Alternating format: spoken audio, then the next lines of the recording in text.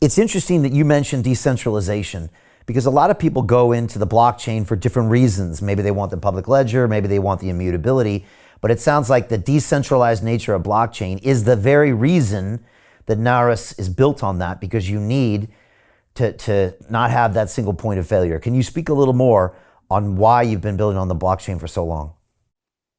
Right. So, blockchain is moving beyond to transform, business part time. Value comes from utility, not from speculation. And right now, the environment that we have in Web3 is generally speculative.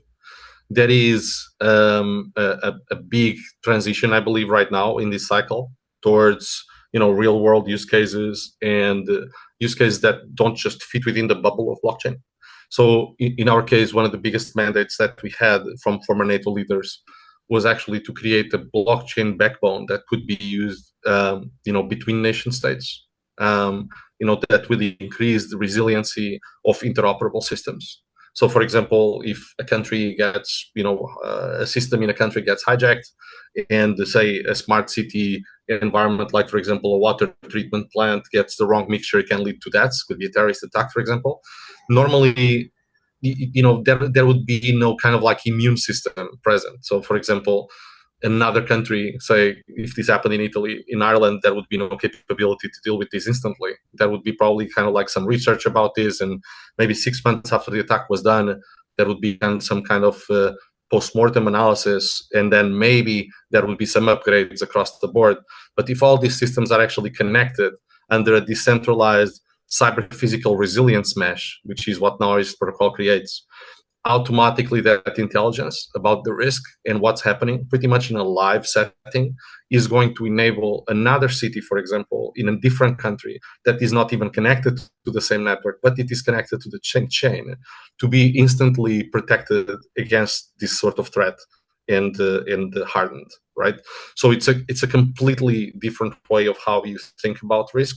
Another example would be that is actually possible because of blockchain and decentralization, and that allows for real world problems to be solved, is, say, for example, if you're a bank and you have, say, how do you get out of a rat race? How do you create wealth not only for yourself, but also for the generations to come after? I am absolutely amazed with the quality of companies that we're getting exposure to. We go on to Zoom calls with the innovators and the folks who are building new applications in metaverse, blockchain, artificial intelligence, decentralized finance. What's going on, everybody? Thumbs up if you can see me. We are focusing on early stage investment. And the quality of people that we're getting exposure to, whether it be Dan Tapiero with 1RT, Jason Ma from Open, Yatsu from Animoca. It's been a phenomenal experience thus far.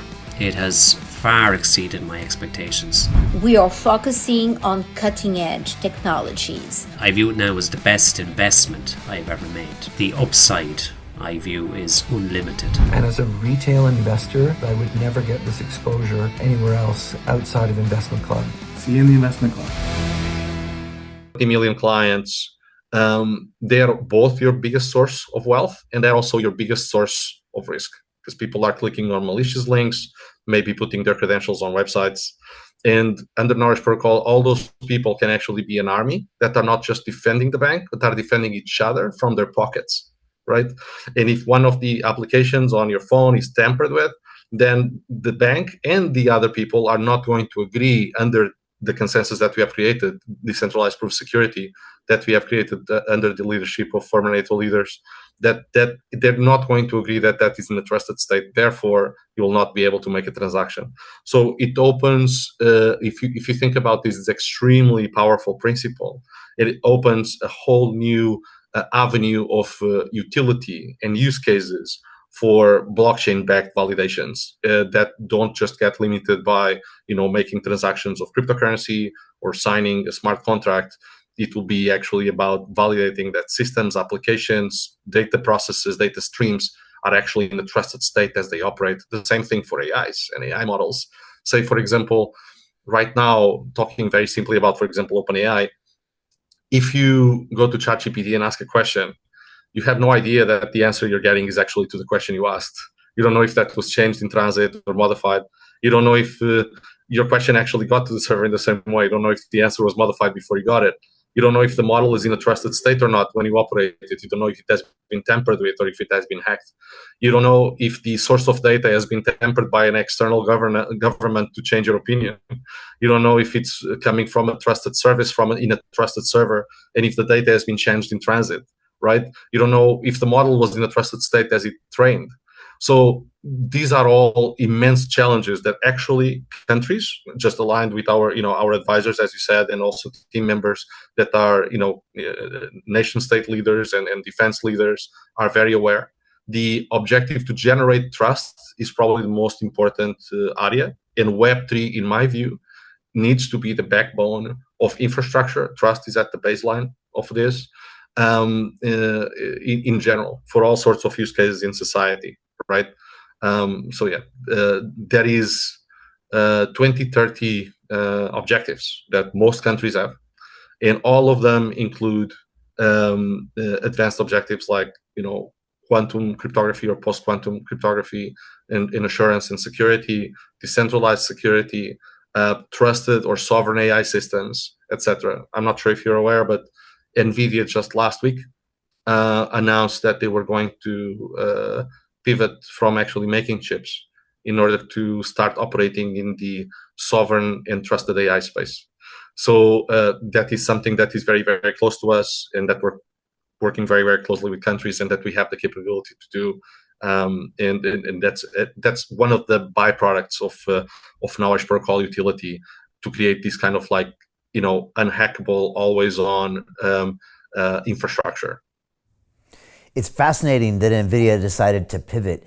And I'm guessing, and tell me if I'm wrong, David, it's because they see what you've just talked about, this proof of security, as just as important or maybe more important than the hardware itself. Because you could have the fastest hardware, the greatest AI, but if you can't trust it, then it's not only worthless, it's actually dangerous. Yeah, you're right. You can have all the data in the world. You can have the best hardware in the world, but if you can't trust the source, and there's no way for you to prove that you can't trust the source and the data itself, then you're probably not going to be making good decisions, and you're probably going to be manipulated, right? So that's one of the big parts of sovereignty around quantum resilience, right?